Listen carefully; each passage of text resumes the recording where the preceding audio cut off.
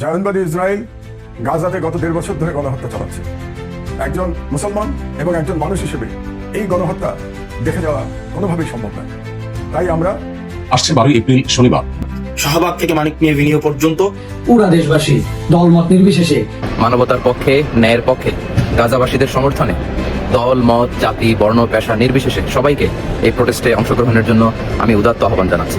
বাংলাদেশ থেকে আমরা দলমত নির্বিশেষে সকলে একযোগে ইসরায়েলের এই বর্বরতার বিরুদ্ধে, গাজাবাসীর এবং ফিলিস্তিনের মুক্তির লক্ষ্যে আমরা একটি জোরালো আওয়াজ তুলতে চাই। আসলে আমরা সবাই মিলে সর্বস্তরের মানুষ এই বিক্ষোভ মিছিলে অংশগ্রহণ আমরা ইনশাল্লাহ থাকছি।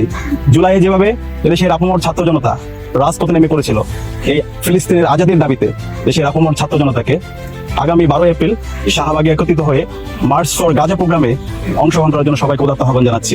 ইনকিলাব জিন্দাবাদ, ইন্তিফাদা জিন্দাবাদ।